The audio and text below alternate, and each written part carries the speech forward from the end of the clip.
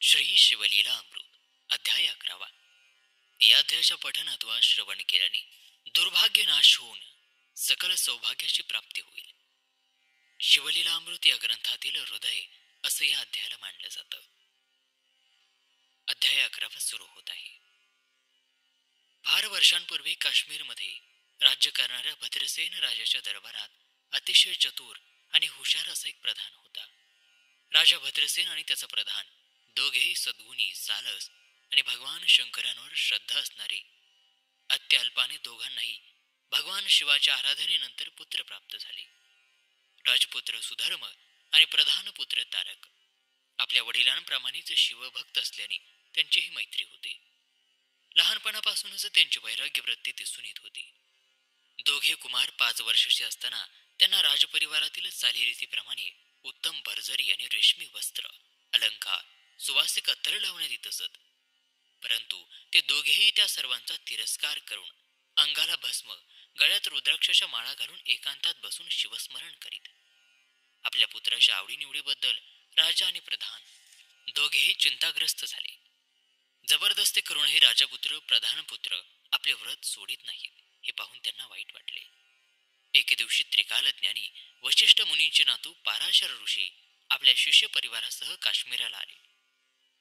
पूर्वी यज्ञात सतत विघ्न करतात, ऋषींना आणि अन्य जीवांना त्रास देतात म्हणून पराशर ऋषींनी राक्षसत्र केले होते. जन्मेजयाने जसे सर्पसत्र करून सर्व सर्पकुळाचा नाश केला, परंतु आस्तिक ऋषींनी मध्ये पडून तो थांबिला. त्यामुळे रावण आणि कुंभकर्णादी राक्षस वाचले. ब्रह्मदेवावर रागावून आवाहन देण्यासाठी विश्वामित्रांनी प्रतिसृष्टी निर्माण केली, परंतु पराशर ऋषींनी विश्वामित्र ऋषींना जर्जर केले होते.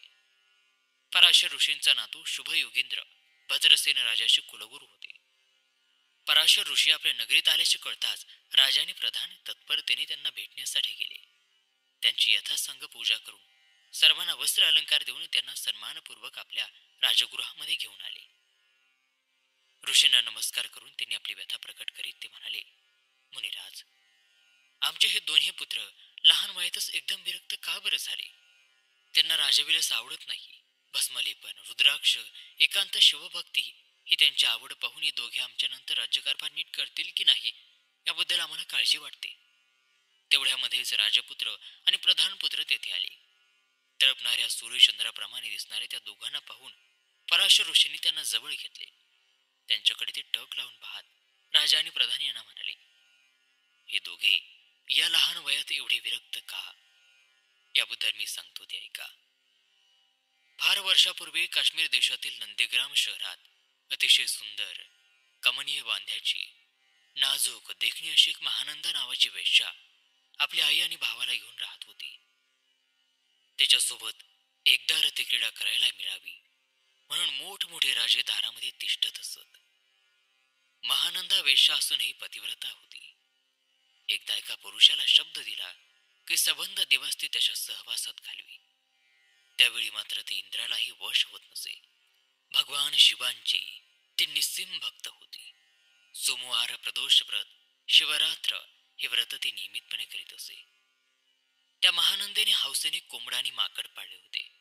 त्याच्या गळ्यामध्ये तिने कौतुकाने रुद्राक्ष माळा घातल्या. त्यांना ती भस्म लावित असे. तिने तिच्या नृत्यशाळेमध्ये एक सुंदर असे शिवलिंग स्थापले. नेहमी कोंबडा आणि माकड तिथे बांधलेले असत. तेथे ब्राह्मण शिवपुराण सांगत तेव्हा ते त्यांच्या कानावर ते पडे.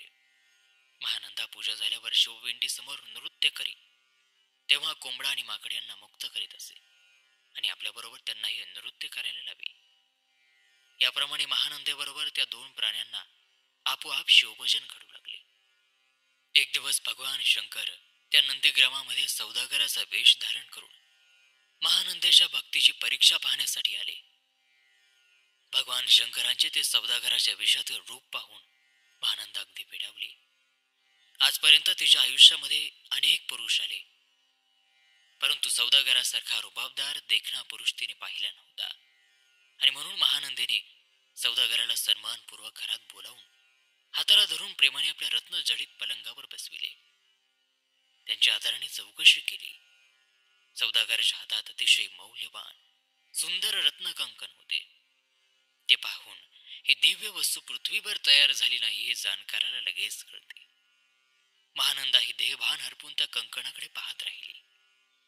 तिची भावना ओळखून सौदागराने आपल्या हातातील कंकण महानंदेच्या हातात घातले.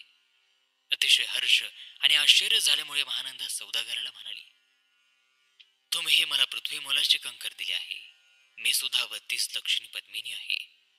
आजपासून 3 दिवस मी फक्त तुमची म्हणून सेवा करेन. या 3 दिवसांच्या काळात मला तुमच्याशिवाय अन्य कोणाकडेही पाहणार नाही. सौदागराने मान्य केले आणि आपल्याजवळील दिव्य लिंग काढत म्हटले, महानंदे, हे लिंग म्हणजे माझा प्राण आहे. ते जर भंगले, जळाले तर मी अग्निप्रवेश करेन. तेव्हा तो हे लिंग अतिशय काळजीपूर्वक जपून ठेवू. महानंदीने ते दिव्य लिंग आपल्या नृत्यशाळेत नेऊन ठेवले आणि ती सौदागराला म्हणाली, स्वामी, 3 दिवस मी माझ्या शरीराचे आपल्यासाठी आरक्षण केले आहे. तसेच हे दिव्य लिंग मी सुरक्षित ठेवीन. माझ्या नृत्यशाळेत कुक्कुट आणि मरकट आहेत, ते हे सांभाळतील. तिची परीक्षा पाहण्यासाठी भगवान शंकरांनी नृत्यशाळेला अग्नी लावण्याची अग्नीला आज्ञा केली. नृत्यशाळेला अग्नी लागताच सर्वत्र आरडाओरड सुरू झाली. नृत्यशाळा भस्मसात झाल्यावरती अग्नी मात्र शांत झाला. सौदागराने महानंदेला विचारले, महानंदे, मी सांगितल्याप्रमाणे माझे दिव्य शिवलिंग सुरक्षित ठेवले आहेस ना? शिवलिंगाचे स्मरण होताच महानंदा घाबरली. दिव्यलिंग नृत्यशाळेतच ठेवले होते. तसे काय झाले असेल याची खात्री पटून ती महानंदा हताश होऊन शोक करू लागली. सौदागर म्हणाला, मी सुरुवातीलाच दिव्यलिंगाची कल्पना तुला दिली होती. तुला सावध घेण्याची सूचना सुद्धा केली होती. आता शिवलिंगाला काही झाले तर मी आत्मदहन करीन. हे ठरल्याप्रमाणे मी आत्मदहन करीत आहे. आणि असे म्हणून सौदागराने गावाबाहेर मोठी चिता पेटवली. तिला 3 प्रदक्षिणा घातल्या. ओम नमः शिवाय म्हणून सौदागर रूपी शंकराने अग्नीमध्ये उडी घेतली. महानंदा फार व्यथित झाली. तिने निश्चय केला, 3 दिवसांसाठी आपण सौदागराची पत्नी झालो होतो. पती निधनानंतर पत्नीने सती जायची अशी शास्त्रार्थ आहे. आणि मग त्या तयारीने सुद्धा तिने निर्वानिरव सुरू केली. आपली संपत्ती ब्राह्मणांना दान करून टाकली. स्नान करून सर्वांगाला भस्म चर्चिले, रुद्राक्षाच्या माळा घातल्या आणि हर हर महादेव या नामाचा जप करीत त्या अग्नीमध्ये तिने उडी घेतली. क्षितिजावर सूर्य उगवावा तसे भगवान शंकर त्या अग्नीतून प्रकट झाले. त्यांनी आपल्या 10 भुजा पसरून महानंदीला अग्नीत उडी घेताच वर्षभर चेंडूप्रमाणे झिरून घेतले. भगवान शिव म्हणाले, महानंदे, सौदागराचे रूप घेऊन मी तुझ्या भक्तीची पावित्र्याची परीक्षा घेतली. तू परीक्षेत खरी ठरलीस. मी तुझ्यावरती प्रसन्न झालो आहे. आता तू तुला हवे ते माग. महानंद म्हणाली, भगवान, नंदीग्रामनगर, माझे भाऊ, माझी आई यांचा उद्धार करा आणि मला आपल्यापाशी कायमचे स्थान द्या. महानंदेच्या इच्छेप्रमाणे एक दिव्य विमान आले. त्यामध्ये नंदीग्राम गावातील सर्व जीवजंतू महानंदा आई बंधूसह बसून शिवलोकी गेली. महानंदेची गोष्ट ऐकण्यात तल्लीन झालेल्या राजा आणि प्रधान यांना पराशर ऋषी म्हणाले, राजा, गेल्या जन्मी महानंदेचे आवडते कुक्कुट मरकट असणारे, ज्यांना महानंदेच्या सहवासामुळे शिवपूजन घडले, त्या पुण्य संचयाने ते या जन्मी राजपुत्र सुमेध आणि प्रधान पुत्र तारक झाले आहेत. हे दोघे पुढे चांगला राज्यकारभार करतील, न्यायाने वागतील, प्रत्येक प्रजेला सुखी करून शिवभजनी लावतील. पराशर ऋषींची वाणी ऐकून राजा आणि प्रधान यांना आनंद झाला आणि मुनिवरांना साष्टांग नमस्कार करून ते म्हणाले, गुरुदेव, अशा पुत्रांचे आम्ही जनक आहोत याचा आम्हाला अभिमान वाटतो.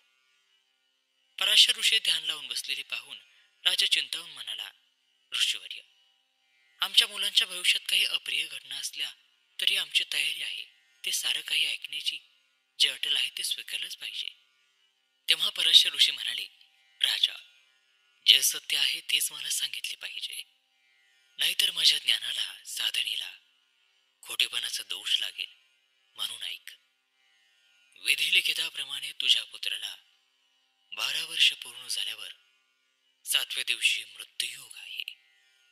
त्याप्रमाणे आजपासून 7व्या दिवशी सूर्य मध्यान्ही आल्यावर तो मृत्यू पावेल.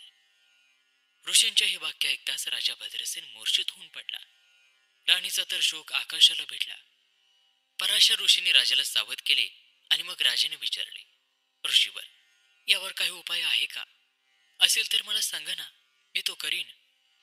तेव्हा ऋषीबरी म्हणाले, राजन, इथे शतघटांची स्थापना करून त्यामध्ये दिव्य वृक्षांची पाने आणून घटातील सर्व पाणी मंत्राने पवित्र कर. त्या पाण्याने तुझ्या पुत्राला स्नान घाल. शिवपिंडीवर अभिषेकाची संततधार धर. रोज रुद्राध्यायाची 10,000 आवर्तने याप्रमाणे 7 दिवस सतत आवर्तन कर. म्हणजे तुझे संकट एकदम टळेल. भद्रसेन राजाने नम्रपणे पराशर ऋषींना नमस्कार केला आणि म्हणाला, मुनिराज, आपण ऋषी श्रेष्ठ आहात. काळ, मृत्यू आणि शोक यापासून तुमच्यासारख्या गुरुवासून माझे कोण रक्षण करणार?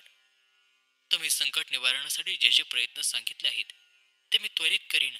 परंतु आपणाला प्रार्थनापूर्वक विनंती करतो, आपणच हा अभिषेक आणि 10,000 आवर्तने करावीत. तुमच्याबरोबर दुसरे ऋषीमुनी आलेच आहेत. आणखीन हवे असतील तर मी आणखीन बोलावून आणीन, पण आपण लगेचच याला प्रारंभ करा. मग राजा भद्रसेनाने पराशर ऋषींच्या आज्ञेनुसार 1000 ब्राह्मणांना बोलावले.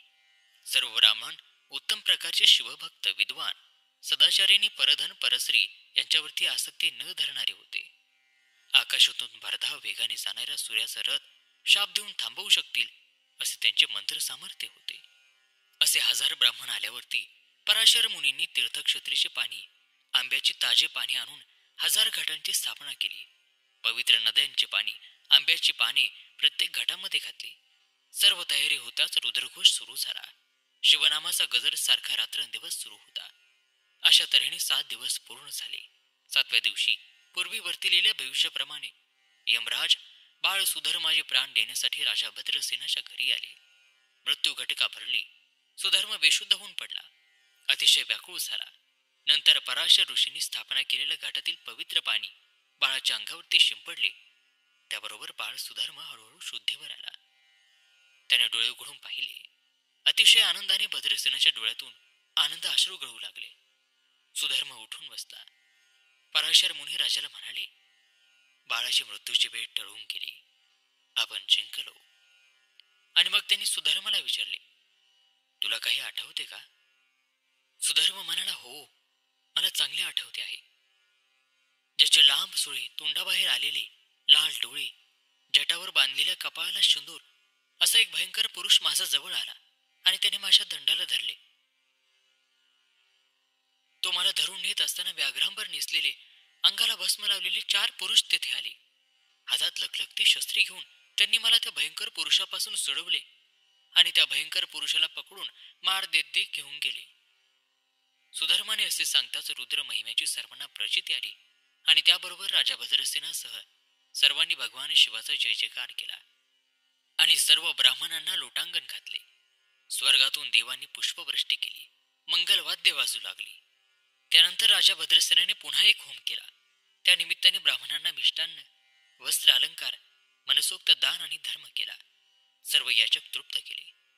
त्यावेळी अचानक देवर्षी ब्राह्मण यज्ञमंडपात अवतरले.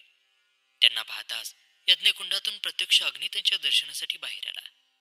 पराशर ऋषी राजा भद्रसेनासह सर्वांनी त्यांना आदरपूर्वक नमस्कार केला. त्यावेळी नारद मुनी म्हणाले, मी स्वर्गातून पृथ्वीवर येत असताना वाटेत भगवान शिवांचे 4 दूत मी पाहिले. मृत्यूला ते बांधून नेत होते. मी चौकशी केली तेव्हा कळले की तुमच्या पुत्राचे मरण चुकले आहे. रुद्रानुष्ठान करून तू फार धन्य झाला आहेस राजन. तुझ्या पुत्राच्या रक्षणासाठी शिवाने वीरभद्रेला पाठविले होते. देवर्षी नारदांचे बोलणे ऐकून भद्रसेनाला फार आनंद झाला. त्याने लीनतेने वारंवार नमन केले, लोटांगण घातले. मुलाच्या मृत्यूचे अरिष्ट टळल्याबद्दल आनंदाने 1000 रुद्र करून मोठा उत्सव केला. अशा तऱ्हेने 100 रुद्र केल्यास मनुष्य शतायुषी होतो. रुद्र महिम्याचा हा अध्याय ऐकला तरी शिवरूप होऊन जन्म मृत्यूच्या फेऱ्यातून तो मुक्त होतो. पुढे भद्रसेन राजाने सुधर्माला आपले राज्य दिले. तारकाला राज्याचे प्रधानपद दिले आणि प्रधानासह राजा वानप्रस्थ आश्रमाचा स्वीकार करून तप करण्यासाठी निघून गेला. भगवान शंकरांनी दिव्य विमान पाठवून त्यांना स्वर्गामध्ये नेले. तेथे ते दोघे विष्णुलोक, ब्रह्मलोक येथे काही दिवस राहिले आणि शेवटी शिवस्वरूपात विलीन झाले. श्रुतोह हा 11वा अध्याय म्हणजे प्रत्यक्ष 11 रुद्रच आहेत. हा अध्याय भक्तिभावाने ऐकणाऱ्याला 11 रुद्र प्रसन्न होऊन मनात इच्छिलेले फळ प्राप्त करून देतात.